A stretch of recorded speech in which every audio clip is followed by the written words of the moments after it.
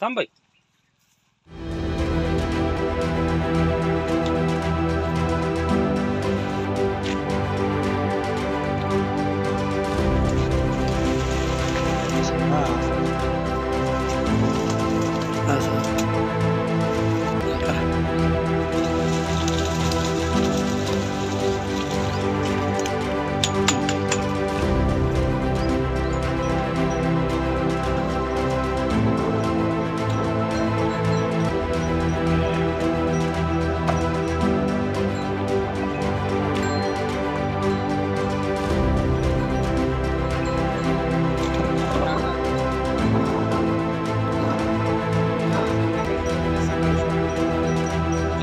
नाही नाही, मी आता करणार आहे. चौपाल करा, शेतकऱ्यांचा चौपाल करून घेऊ ना आपण.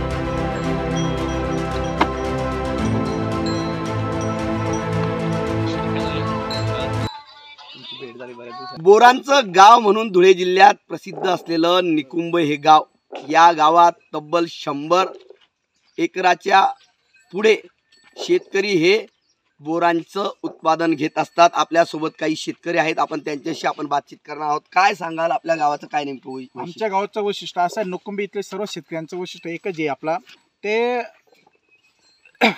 आपला निकुंभी येथील सर्व शेतकरी बांधव 100 एकरच्या वरती सर्व शेतकरी बोरं पिकवतात आणि बोरीचं उत्पन्न बी चांगल्या प्रकारे घेतात.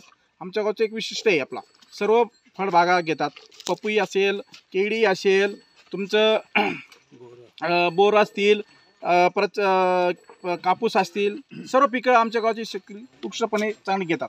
नक्कीच. आपण काय सांगाल, गावाचं नेमकं वैशिष्ट्य काय आणि कुठल्या कुठल्या जातीचे बोरं या ठिकाणी पिकवले जातात? आमच्या गावाचं दुसरं वैशिष्ट्य असं आहे, पारंपरिक पिकाच्या जोडीला फळबाग बोरांकडे बोरं प्रत्येक शेतकऱ्याकडे, कोणाकडे 200, कोणाकडे 500 झाडं, कोणाकडे 1000 झाडं, उमराने, ॲपल आहे, शेकनट आहे, चमेली आहे, सर्व प्रकारचे बोर आहे. त्याच्यामुळे गावातनं कमीत कमी 5 गाड्या 10 टनाच्या आमच्या बाहेर मार्केटला जातो. त्याच्यामुळे गावाची आर्थिक परिस्थिती उलाढाल बऱ्यापैकी चांगली आहे. उद्योग मोठा आहे गावात. नक्कीच उलाढाल या बोरांमुळे चांगली आहे. आपण काय सांगाल, नेमकं काय आहे तुमच्या गावाचं वैशिष्ट्य, काय सांगाल? आमच्या गावात उमरान बोर रोजच्या जवळजवळ 15 ते 20 गाड्या जातात आणि ते परराज्यात जातात.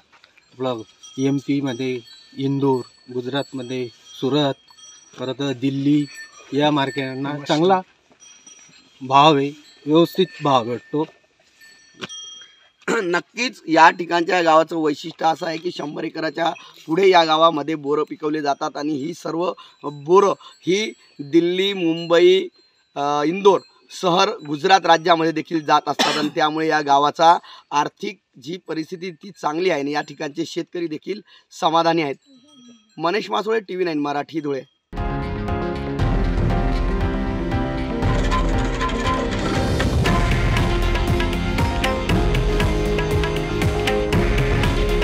हे आहे देशातील नंबर 1 न्यूज नेटवर्क आणि आपण पाहत आहात TV9 मराठी. काळजी तुमची, हित महाराष्ट्राचं.